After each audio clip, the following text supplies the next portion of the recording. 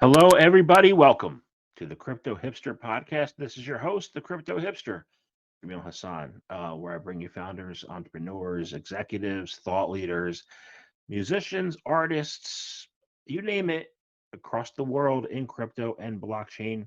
And today I have an amazing guest. I know he's an amazing guest because I interviewed him twice before last year. He is an amazing guest. His name is David Schwartz. He is the head of strategic partnerships at the Litecoin Foundation and the founder and CEO of Get Hedge. David, welcome Hey, thanks, Jamil. Glad to be back. to have you. I'd like to have an annual thing here where we do a Litecoin recap. And Yeah, then I look forward to the it's next great. year. Yeah, gotta have tradition.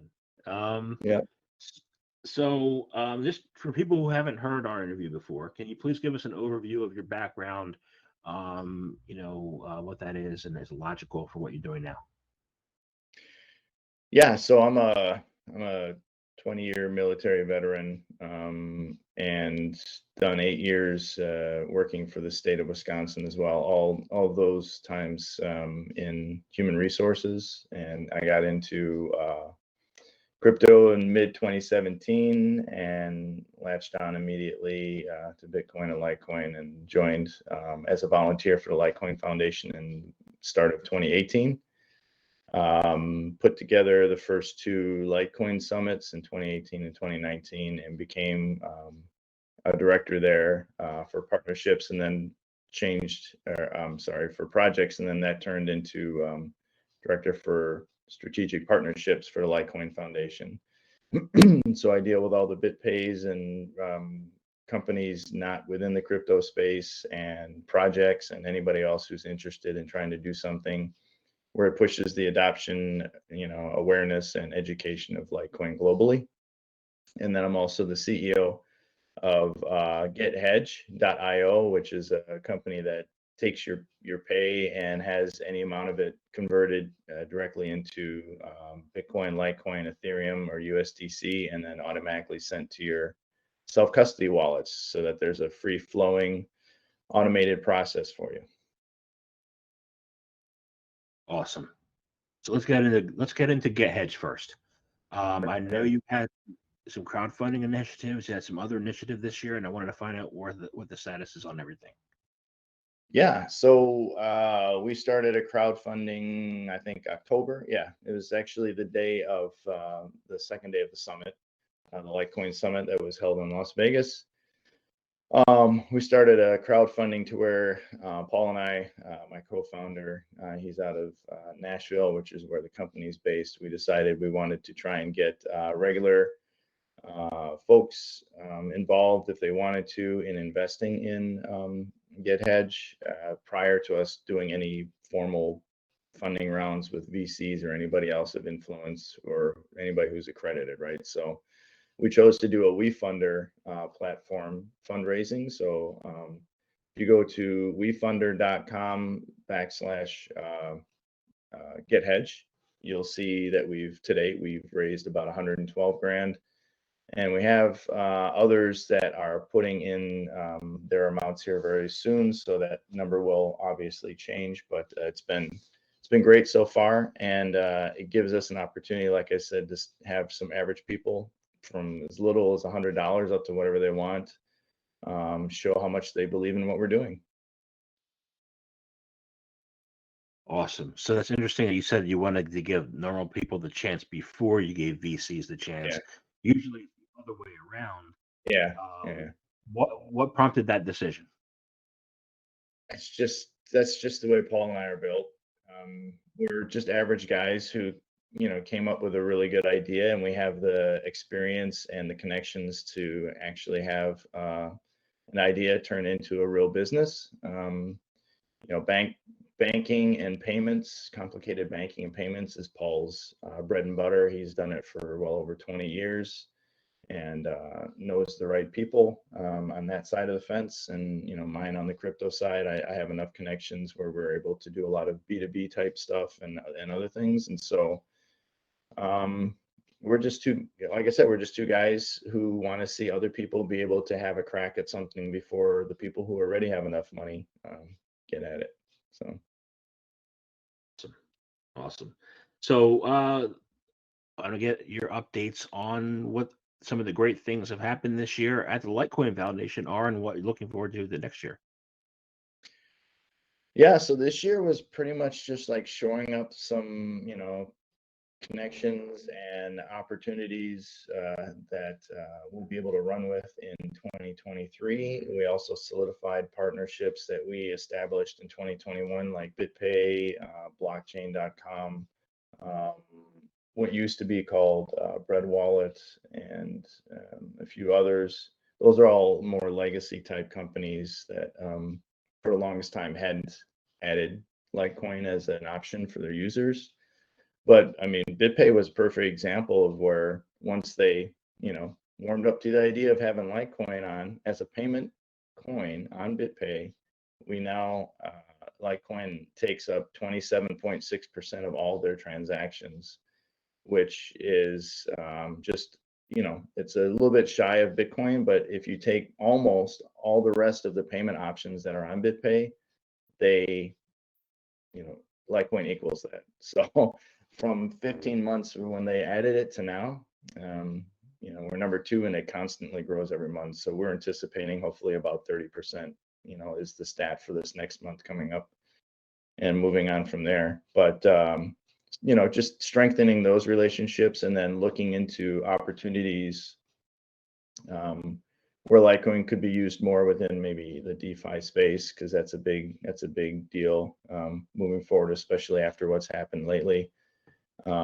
through centralized exchanges and other opportunities. And so then maybe some Web3 type things. It all depends, but NFTs are also an opportunity where we can probably get more into, since NFTs can be built on Litecoin as well now. Yeah. I want to talk about that because a lot of people don't know that. A lot of people think Litecoin is only a payment coin and not a good payment coin at that. You see a lot of comments about that, but you actually have a lot of verticals, and one of them is NFTs. So how's that growing this year? It's gone well. I mean, it's like you mentioned, it's not something that people think about when they think of Litecoin, right? So there's been a marketplace built out called Liteverse, so liteverse.io, and you can, buy and sell NFTs there. We have other projects who have asked about how far along, and if, how complex of an NFT can they make on it. So there is some interest. It's still fairly rudimentary. I mean, the NFTs look really good, right? But as far as like what an NFT potentially could do, like what an Ethereum-based NFT can do, or some of these other blockchains, it's probably not quite there yet. But these are NFTs that people buy and sell, and you can latch on anything pretty much you want to it, right? So I'm all about utility. So if you can find a utility purpose to have an NFT for, I'm all about that. Great. I might have one in about a year. So What's that? uh, I might have one in a year. Yeah. Uh, Yeah, I yeah. mean, we're So looking at one for Get Hedge too, right? We want to try and get into NFTs, and I think the gaming organization really wants to try and get into the NFTs. So that's probably another thing we can talk about too, actually. let's do it. Gaming. Gaming's a huge still is a huge deal. And I've spoken to some gaming founders, and they said, and then you mentioned some of the really bad things that have happened at CFI this year. The Hmm. I thought the gaming crew was kind of clear, but I've been educated that a lot of the people come into the games as as jade, not just jaded, but as people have been stolen from and all that stuff. Yeah. And how can Litecoin offer an improvement and of what has happened so far with all the play to earn and stuff like that? Yeah. So on that front, really, it's like we're sort of gearing towards looking at it more like how can we use it for maybe rewards for gamers, maybe paying for games, stuff like that, right? Not necessarily where some of these people were getting rugged on things where they were putting in, crypto to do things more like in a standard kind of a way, like purchasing, like I've bought a couple games on EA's app or whatever, right? And if you look on there, they have like 3 or 4 different payment options.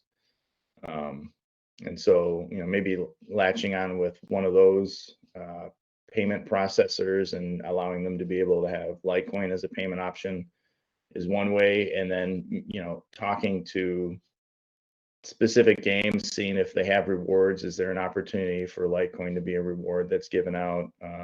Maybe trying to reach out more to mainstays like Twitch or, places where there's a lot of gaming that actually occurs. Maybe they're, having payouts to people that they get paid by Twitch for their users and sponsors and stuff. I mean, there's all kinds of opportunities there. But the one that we thought was the easiest one to tackle first was actually creating or having us tied to a gaming organization ourselves, right? And so there's a LTC Esports gaming organization, and they have players and teams representing Litecoin in different areas. So like Apex Legends, League of Legends. I think the latest one was Call of Duty. And so, and then starting to have some content creators, right? And then that's really more about like pushing out brand awareness of Litecoin, and it's gone really, really well. So the foundation ended up investing a certain percentage into the organization itself. So it's actually tied to it, and obviously wants to see it do well. But we have a team on Apex Legends. They're actually working and chipping away towards actually becoming pro. And if all things go well over the next month, that should happen. They're in a very good spot right now. I think they're placed overall, I think number 5 globally for that on the challengers circuit. So as long as they finish within a certain like top 8 or something like that, then they go against the bottom 8 of the pro league, kind of like how soccer works, right? In Europe and stuff. So like the bottom dwellers have to compete in order to stay, in the league for the next year, right? So you have these up and comers, and you take the bottom part of it, and they compete against each other, and then the top, 8 out of that end up, going to pro or staying in pro. And so our team has a very, very good chance of actually making pro here in the next month or so. And so we're pretty happy about that. But those are the ways. I mean, they go into those tournaments and people, they just keep talking about Litecoin. Oh, I know Litecoin. And, LTC Esports has made a name for itself already very quickly in that area. But then we'd like to try and branch out into a few other things that are in the gaming world that maybe there's ways that we end up, sponsoring tournaments and doing things like that. So that's another way in which we can get into gaming other than just, maybe as a rewards token or, payments or whatever else. So. And you're finding there is people are eager to be involved. Like I know there was some with the recent, like some of the recent collapses, like there were stadiums that took the brand name of some centralized exchanges off it. We won't name names, but you're finding there's willingness and there's eagerness. Yeah, we've had a couple of companies reach out to us with interest on either partnering with us on some things regarding gaming or maybe sponsoring or whatever else. We actually have a drink that's made by Glitch Energy, and it's Litecoin Aid. So they've partnered with us and they want to do more extensive stuff as well. And then you can buy jerseys and things through another company as well that works with us. So I mean, there's people, they recognize there's a community behind Litecoin, and they can obviously make some money off of it. So it's going well. I just thought back to when I was a kid and playing with the neighborhood's kids. We also used to come to my house and we drink Kool-Aid. And now you got Litecoin Aid. So maybe kids will start learning how to use Litecoin. Yeah, it's actually it tastes pretty good. So we're happy with it. Awesome. Glitch is a great partner. Yeah. And then you mentioned earlier before we talked about NFTs and gaming, you said thinking about how Litecoin could be used in DeFi, right? So far I've only known that it could be wrapped. They're in Binance. They're using wrapped Litecoin and wrapped XRP. But how else could you use Litecoin to build some of these, more sophisticated financial products? I don't know. Maybe there's an opportunity somewhere down the road where DeFi, exchange and whatever else is actually built on Litecoin, right? Because as you mentioned, a lot of things are geared in DeFi towards like Ethereum and a few others, and it's harder for Litecoin to crack into that space, right? So because it usually takes something wrapped or a one-to-one exchange, and Litecoiners are a lot like Bitcoiners. They're very smart and savvy, and they realize once you give it up, there's a very good chance you might not ever get it back, right? So they're very protective of their assets. So if you build it on Litecoin and it's, maybe that's the way to go. But that, that DeFi space is going to keep growing, especially when you start seeing these exchanges who have basically taken users' funds and leveraged it and done all kinds of stuff that really is not a good thing for business to be doing, right? Just from a moral standpoint in general. So, that's where I think DeFi gets that extra kicker as long as the government doesn't try and squash its boot on it. So, Yeah, I don't think it's going to squash it. I think it might try, but it won't be successful.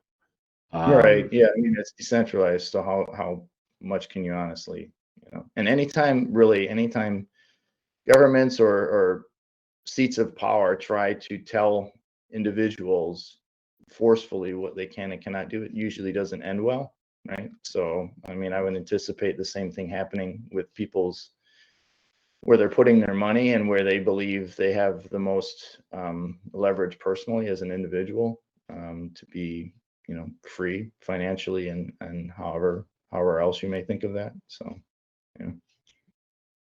Sense. So there was a conference that happened in October or November, Litecoin Summit, October. How did that go? What were some of the highlights? What are some of the things you'd like to see better for next year? What are your thoughts? Yeah, I thought it went really well. We had a few hundred show up physically, but obviously online there was like, a lot. As well, I think we've had views well over the 10,000s, and so that was great to see. Lots of feedback. Obviously in a bear market, it's harder to get people to come, fly, go get a hotel for 3 days or whatever it is, and in a I would say we're in a recession already, or we're in some type of inflationary panic mode at least, and and then being in a crypto bear market on top of it probably didn't help physical attendance, but it was a good physical attendance, people that are really devoted, and it was nice because it would be much easier to have access to somebody like myself or Charlie or other people that work with the foundation or have been known online. We had people like Crypto Indio and all kinds of people there that either sponsored or were speaking. People could just walk straight up to them at any point and just ask them questions and talk to them. Have a drink with them or whatever. It was great. It was really good. I think the one thing that maybe we work on going forward is diversity and location. So as much as Charlie and others really love the Vegas area, there is an acknowledgement that maybe another changing it up now and then is a good thing. So that's probably something we'll look into as well. Get Hedge, Nashville. What's that? Where's Get Hedge? Nashville? Yeah, it's based out of Nashville, Brentwood technically, but Nashville, yeah. And I mean, I personally would love to have the summit in Nashville, but it's a collective agreement. So we'll see how it goes. There's a few locations within the states. I think if you were to talk about the states specifically, there's a few locations that are probably enticing, right? Like you're looking again at maybe a Vegas or Austin or Nashville or Chicago or maybe someplace that's a little more central to the US in general, and not as expensive to be at. There's a fun factor in Vegas, obviously, which is why I got chosen a couple times, but it would be nice to have something where, and then maybe like the other thing is try and make these prices more reasonable, right? If it's for the average Joe is normally not going to. I mean, have you seen the conference prices to some of these things that are related to crypto, if not fully crypto? I mean, there was one, it was like $3,000, right? And you'd think that that's outrageous, but it's more normal than you would think. Like even the Bitcoin ones, when you get near the end, close to the time when the Bitcoin conference in Miami, those prices drive up. A normal general admission ticket was like $700 to $1,000, and then the other ones that are above that, where you get a little more access to something, is $1,200 to $3,000, right? So we want to do the reverse and make it even cheaper for people to come, not more expensive. And then we'll end up eating some of that and hopefully make it back on the sponsorship side or something. So I was invited to come out there because I was a sponsor, digital sponsor, but I was invited to come out there. appreciate that, by the way. Yep. No problem at all. I had surgery, had an operation at Sloan Kettering in September, and so I couldn't travel, and I'm getting better. So Yeah, it would have I been hope nice to see you there, man. you'll see me next year because I'm getting the reports that I'm getting better. So so it's been a rough year, but hey, it's been a rough year in the whole entire crypto industry. And talking about that is there's a contagion, there's a bear market right now, but wait a second. You were here in 2018 and I was here in 2018, and it looks really similar, leading up to August. When the halving was then in 2019, and the halving will occur in 2023. So what do you see as far as navigating this contagion and the upcoming halving for Litecoin's outlook? Well, I think from the contagion perspective, if you watch price, right, it fared really well versus a lot of other assets out there. And I think there's a couple of reasons for that. One is probably the fact that it's not as much of a speculative asset as a lot of other ones are out there. You get a lot of people who are actually just buying and holding. They're not necessarily trading it so much, or they're using it like it's meant to be used. And so it's sort of normal day stuff, right? And so if you see other cryptos, they just got slashed during this contagion. And even Bitcoin, because technically, I mean, if you think about it, a lot of that was just paper Bitcoin floating around. And so you saw it drop for a while there, and now it's recovering because everybody's pulling their Bitcoin off of these exchanges. But a lot of these exchanges technically didn't have that much Litecoin on their platforms to begin with, right? Like storing it, like actually custodying it. So it wasn't affected the same way, and price actually went up because people were realizing some of these crazy tokens and whatever else don't really have much behind them, and so they were taking that money and putting it back into whatever you would call, blue chip or more conservative or more realistic liquid assets like Bitcoin and Litecoin and maybe Ethereum or whatever. But so it didn't get affected as much, and I anticipate, just like any other halving that's happened with Litecoin, as we get closer to that next year, you'll see a spike in price because the inflation gets cut in half. And if you go back and look at 19, the hash rate goes spiking, the price spikes, usage spikes, everything goes up. And then for a time after that, it cools back down again. But that halving is a big deal. And then usually you don't see realization of that until probably anywhere from a year to 2 years later, where the price actually reflects that more, right? So you'll see that burp in price, and I don't anticipate that not happening. Even if like there's some black swan event, macroeconomic type stuff, you're probably still going to see it in some respect. It may not be as amplified, but you'll see one. So When does that start? I think there's people starting to accumulate now, and that's probably the other part of why you didn't see as much of a drop, is because people realize you get in early than what is considered early, get in earlier than what's considered early, and that's what people are trying to do now with that. So it's probably good timing. Yeah, yeah. I started around Christmas until in 2018. I had a couple heart attacks, and I said I used Litecoin as a way to recover.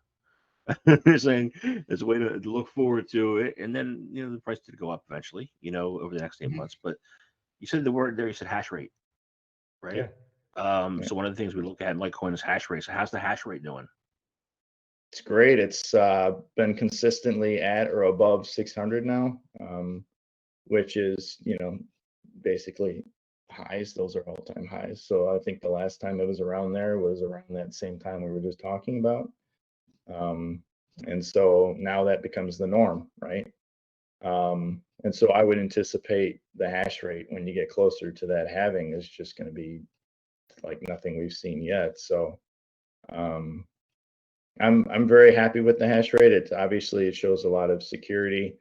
What's funny is I've seen a lot of Bitcoiners lately on Twitter. They try and compare script hash rate to the SHA-256, which is what Bitcoin and others on that hashing algorithm use, and it's so comical because they're so different. It's like literally like comparing apples to oranges. There's no comparison. I mean, everything about them is different. So for Litecoin to dominate 98% of the script hash rate is a big deal, and for somebody to try and compare the two as if one's dying off and the other is accelerating is really comical to me. For the people who don't know, what's the main difference between script hash rate and the SHA-256? Yeah, so 256 is really more energy intensive versus script, which is more memory intensive. And so there's a difference there in how those algorithms end up getting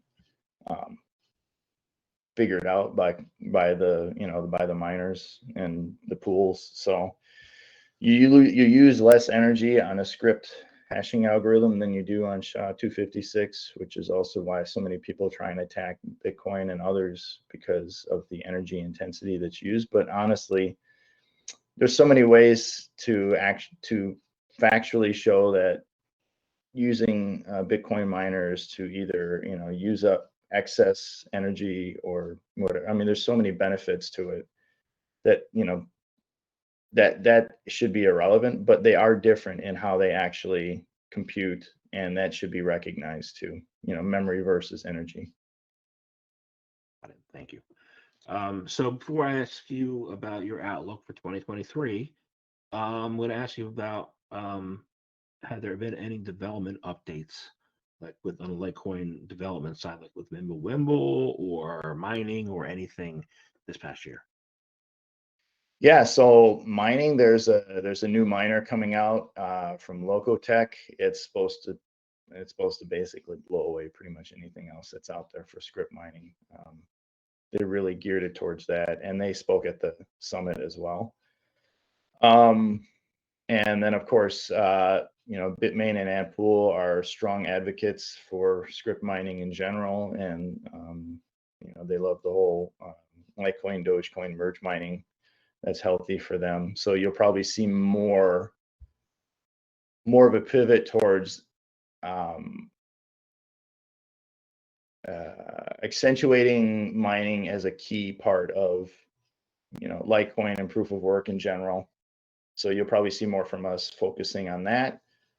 From the MWeb side, I know that Dave Burkett and whoever else is working with him on that, he is working on trying to make a more wallet accessible or wallet friendly MWeb, so that you'll start seeing it on some of your wallets that you use, right? So right now it's a little more hard to do. You have to pretty much download Litecoin Core and then create an MWeb wallet there. And for the average Joe, that's probably not something they're going to do right now. Granted, there's a lot of Litecoin that's gone onto MWeb here or onto the those blocks here in the last few weeks. So that's really encouraging. But in order to have it more mainstream, it's going to have to end up being in those wallets that everybody uses. And so that's what they're working on there. So that would be that'll be a cool thing once that's completed too. So I anticipate that's done in 2023. Awesome. And then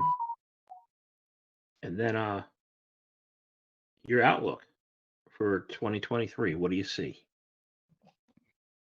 I think we still see a lot of struggling on the price side. That's not the thing I concentrate the most on, but obviously you got to acknowledge that that's definitely part of why a lot of people are here, and it does affect how people view things. So struggling on the price side as a market in general is probably still going to happen for quite some time. You'll have some ups and downs in there, but I think that, this is probably going to follow the regular cycle at this point. I know that there's some individuals and entities that probably really stifled what could have been a stronger bull run during 2021, right? And we all know what I'm talking about there, at least for the most part.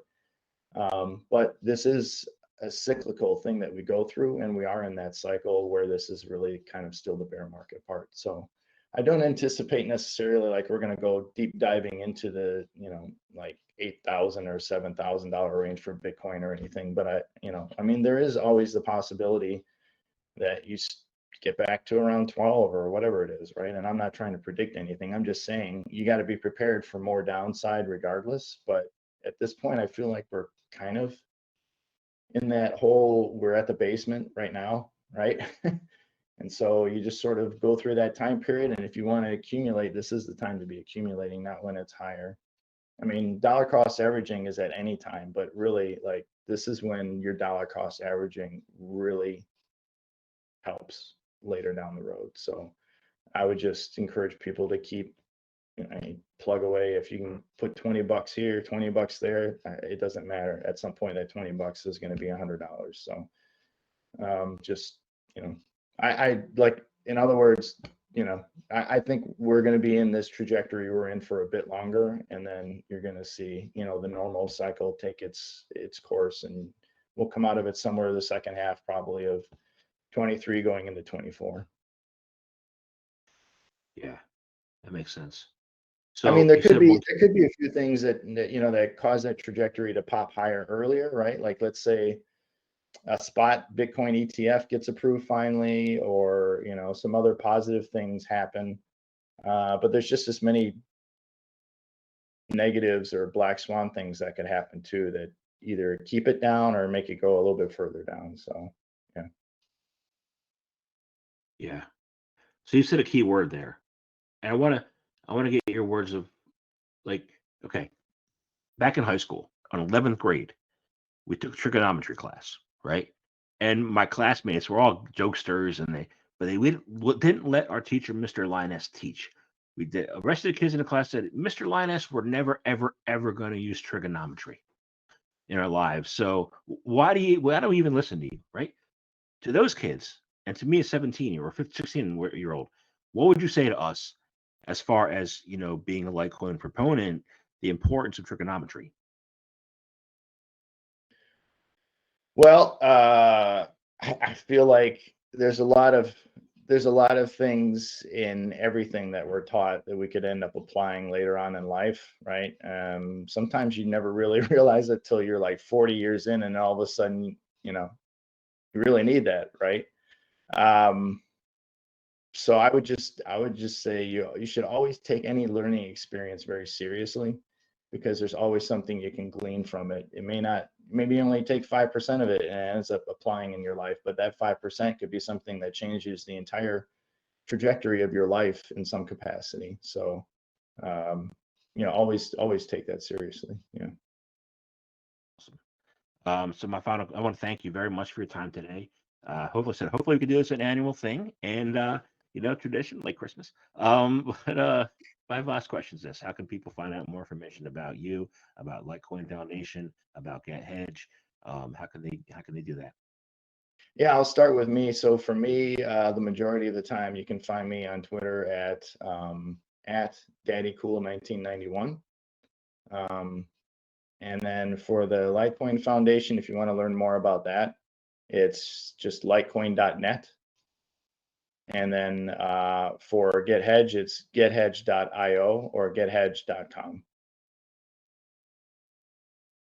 Awesome. Thank you very much for your time today. Thank you, Jamil. Appreciate it. Merry Christmas. Merry Christmas.